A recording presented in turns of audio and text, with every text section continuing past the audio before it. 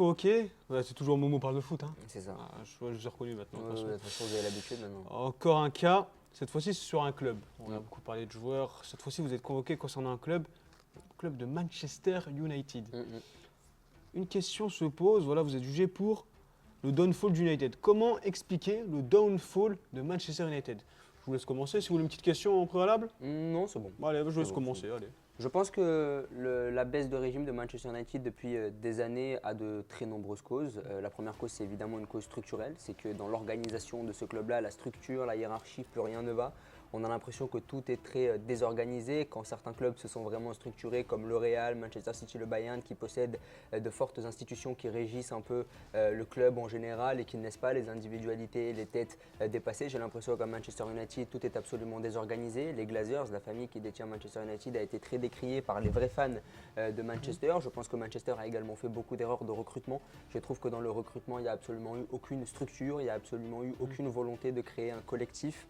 Il y a évidemment des joueurs du centre de formation qui sont de grande qualité, mais qui sont-ils? Où sont-ils? À part Rashford, qui sont les joueurs formés au club qui ont brillé sur les dernières années du côté de Manchester? Et pourtant, ça n'est pas faute d'avoir de très nombreux joueurs de qualité, notamment en formation. Ça n'est pas faute d'être attractif et d'arriver à recruter des joueurs étrangers comme Hannibal Mejbri ou Anthony Elanga, qui sont des jeunes cracks, mais qui n'ont pas réussi à Manchester United alors qu'ils auraient pu.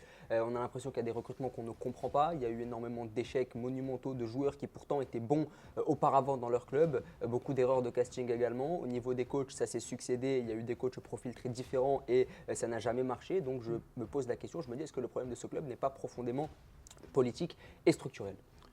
On va aborder le point politique juste après, mais une question rapide. Tout d'abord, à quand situez-vous le début de ce downfall, le début de la fin?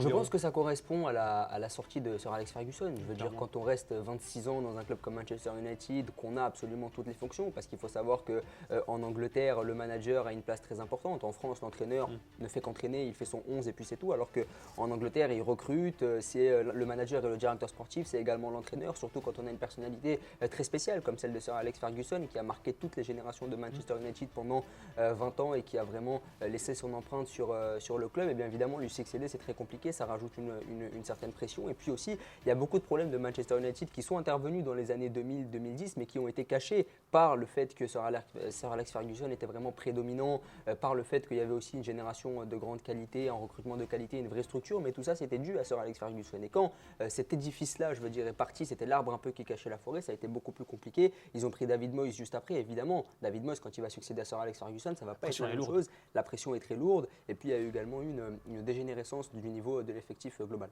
Ok, merci. Mais donc c'est le coach le problème ou c'est la direction pour vous?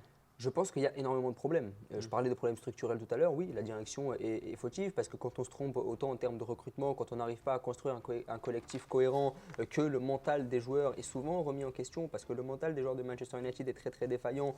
Évidemment, ça pose question sur ce qu'insuffle cette institution, sur ce qu'insuffle cette hiérarchie aux joueurs et la mentalité qu'on va leur donner. On voit dans d'autres clubs comme le Bayern, le Real, c'est la victoire avant tout. C'est cette volonté de toujours aller chercher plus loin, plus haut. Alors qu'à Manchester United, il y a vraiment une défaillance sur le plan mental, mais également les coachs. Les problèmes, c'est aussi les coachs.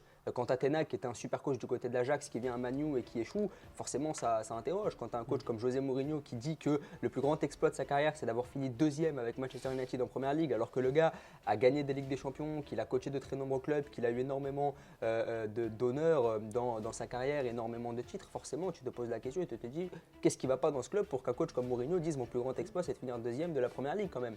Donc ça interroge énormément sur les problèmes de cette équipe. Et vous parliez des joueurs. Est-ce que les joueurs, ils sont pour beaucoup dans ce downfall? Bien sûr, parce que quand on regarde le 11 de Manchester United aujourd'hui, quand tu arrives à aligner une attaque Højlund qui est quand même un grand espoir, qui fait des bons débuts sur le plan individuel, quand tu as Bruno Fernandes qui est là maintenant depuis 4-5 ans et qui s'est affirmé comme l'un des meilleurs milieux de terrain offensifs du monde, quand tu as Rashford qui est un crack, on le sait depuis très longtemps, quand tu as Anthony qui était aussi un crack du côté de l'Ajax et que tu arrives à aligner ces quatre-là devant, on attend beaucoup plus. Quand tu arrives à acheter Casemiro et Raphaël Varane qui ont fait la légende du Real Madrid sur les dernières années, forcément tu en attends beaucoup plus et tu veux que cette équipe-là aille beaucoup plus loin. Ils prennent Onana par exemple tout bête, ils prennent Onana qui l'année dernière fait une sacrée saison du côté de l'Inter, il emmène son équipe de l'Inter en finale de Ligue des Champions, c'est un des meilleurs joueurs de cette équipe et au final il arrive à Manchester United, il se saborde, donc on peut se poser la question sur le mental de ces joueurs et ce qu'on fait aux joueurs de Manchester United lorsqu'ils signent du côté de ce club-là. En fait on a l'impression que tous les joueurs, peu importe leur gloire passée, lorsqu'ils signent à Manchester United pour le prestige du club, parce qu'aujourd'hui les joueurs qui signent à Manchester United signent pour le prestige du club, ils ne signent pas pour le niveau actuel actuelle de Manchester United. Ils signent vraiment pour le prestige et l'histoire du club. On peut s'interroger sur le mental, le niveau des joueurs et ce qu'on leur insuffle en termes de mentalité. Et vous pensez que c'est plus aussi dans les infrastructures, dans la structure du club, parce qu'on parlait d'un joueur, Cristiano Ronaldo a pointé ce problème à United. Depuis qu'il est parti en 2008, lorsqu'il est revenu en 2022, les infrastructures n'ont pas changé, la direction n'a pas changé. Est-ce qu'il y a un problème d'investissement dans ce club et de mentalité, En comme fait, vous avez cité auparavant? je pense qu'on a un peu délaissé ce club-là. Je pense qu'on a un peu pris la confiance par rapport à ce club-là. À partir du moment où tu as eu ta gloire dans les années 2000, début des années 2010, tout ça forgé par Sir Alex Ferguson, il y a beaucoup de gens qui se sont reposés sur leur laurier et qui se sont dit on est Manchester United, on n'a pas besoin d'avancer encore plus, on a déjà écrasé toute la concurrence européenne et même en Angleterre, donc on n'a pas besoin d'aller chercher plus loin. Alors qu'en réalité, je pense qu'un club est en perpétuelle progression et quand tu gagnes une Ligue des Champions, par exemple, ce n'est pas une fin en soi, qu'il faut continuer à développer le club. Et ça passe par le développement des infrastructures. Le fait que Ronaldo critique le manque de changement, c'est assez révélateur et ça veut absolument tout dire sur l'évolution de ce club-là. Il a laissé un club qui était vraiment à son apogée, un gros club au top, et quand il revient, il voit que ce club-là, non seulement n'a pas progressé, mais a quand même régressé, même au niveau des infrastructures qui n'ont pas changé. Donc c'est très symbolique les infrastructures, hein. Ça veut dire beaucoup de choses, hein. Quand tu arrives au centre d'entraînement et qu'il ressemble, quand tu arrives en 2022 et qu'il ressemble encore à ce qu'il était en 2009, ça interroge énormément sur ce qu'est le club et sur le manque de progression qu'il a pu connaître. Y a-t-il une malédiction des ailiers pour vous? Il y a une malédiction des joueurs de Manchester United en général, comme je disais tout à l'heure. Les joueurs qui étaient très bons avant, lorsqu'ils signent à Manchester United, ils deviennent moins bons. Onana, Casemiro, Varane, il y a même André Di Maria qui est un exemple significatif des 10 dernières années. Ce sont des joueurs qui, lorsqu'ils arrivent à Manchester United, subissent une sorte de problème psychologique. Ils n'arrivent pas à progresser, peut-être parce qu'ils étaient à leur apogée avant et que c'est compliqué de faire mieux, mais moi je pense qu'il y a quand même toujours une progression à avoir, mais la structure du club ne te permet pas de progresser. Et les ailiers, évidemment, les ailiers c'est un exemple encore plus marquant parce qu'il y en a eu énormément. Il y en a eu beaucoup plus qu'aux autres postes, donc forcément ça marque, surtout la malédiction du numéro 7. Peut-être aussi, c'est une malédiction, il y a tout un storytelling autour du numéro 7. En réalité, je ne pense pas qu'il y ait de réelles raisons, mais je pense surtout qu'on a mis beaucoup trop d'espoir sur des joueurs qui n'avaient pas les épaules. Ronaldo, c'est le numéro 7 de Manchester United et je pense que c'était très compliqué de lui succéder. Donner le numéro 7 à Depay, par exemple, c'était pas lui faire un cadeau. Le numéro 7, c'est celui de Ronaldo, c'est celui de Beckham, c'est celui de Cantona. Le donner à un jeune joueur, c'est forcément très compliqué à assumer pour lui. Donc je pense aussi que Manchester United a eu une volonté d'ériger au rang de stars des joueurs qui n'avaient peut-être pas les épaules pour l'être. Et ça, forcément, c'est un problème. Et petite dernière question, un peu personnelle si vous me permettez. Ouais, allez-y. Que pensez-vous ces derniers temps du cas Ronaldo, à sa fin à Manchester United et de sa fin du coup sous Erik ten Hag?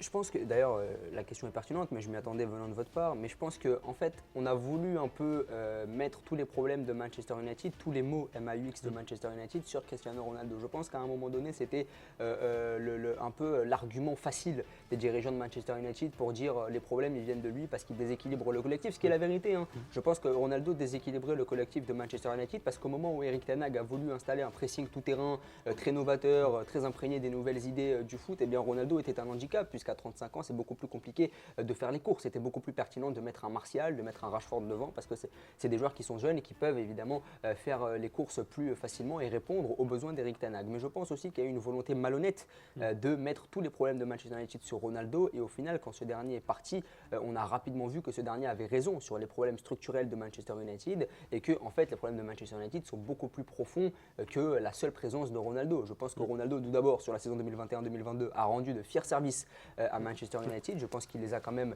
pas mal aidés à accrocher notamment les huitièmes de finale de la Ligue des Champions en poule, hein, face à Villarreal, Atalanta Bergame, etc. Mais sur la deuxième saison, lorsque Erik ten Hag est arrivé, c'était beaucoup plus compliqué pour lui parce qu'il ne s'adaptait pas au style de jeu prôné par ten Hag. Et donc on a voulu à ce moment-là, ça a été une volonté d'Erik ten Hag de mettre un peu tous ces problèmes-là sur Ronaldo. Et maintenant il se retrouve bien bête quand on voit que ce dernier n'était pas forcément la source de tous ces maux. Écoutez, je pense qu'on a bien fait le tour. Si vous avez un petit mot de la fin pour conclure sur ce downfall et peut-être une espérance d'ouverture, d'amélioration pour ce club. Je pense que c'est une chute qui n'a que trop duré. Et je pense qu'il faudrait une réelle restructuration de ce collectif-là. De nouveaux investisseurs de nouveaux investisseurs qui ne pensent qu'au foot, qui ont une volonté de construire un collectif cohérent. Arsenal, leur downfall, entre guillemets, on le situe de peut-être quand 2016 à aujourd'hui, ça a duré quoi 5-6 ans. Là, Manchester United, ça commence à durer quand même et forcément, ça va commencer à être un problème pour un club aussi légendaire. Je ne leur prédis pas une chute en D2 pour l'instant. Je pense qu'ils vont continuer à accrocher l'Europa League, la Ligue des Champions parce qu'ils ont quand même des joueurs de qualité, mais ce n'est pas ce à quoi ce club aspire. Je pense que Manchester United veut gagner des Ligues des Champions tous les ans et en ce moment, ça n'est pas le cas. C'est un downfall qu'il faut relativiser tout de même parce que Manchester United, c'est pas Sunderland, c'est pas Newcastle, ils vont pas connaître ce genre de chute-là, mais ils vont quand même continuer à accrocher l'Europa League, la Ligue des Champions, mais l'ambition c'est quand même d'aller chercher plus haut parce que tu t'appelles Manchester United. C'est vrai. Écoutez, je pense qu'on a fait le tour. Merci monsieur Mon parle de foot. Merci à vous. N'hésitez pas bien sûr à vous abonner à la chaîne de Mon parle de foot et son À la chaîne TikTok. de Walid Soltani. Exactement. Likez la vidéo. Yes. Si ce tribunal vous a plu, Yes. commentez, partagez. Merci à vous. Et monsieur, je vous laisse disposer. Merci. Bonne journée. Merci beaucoup, bonne journée.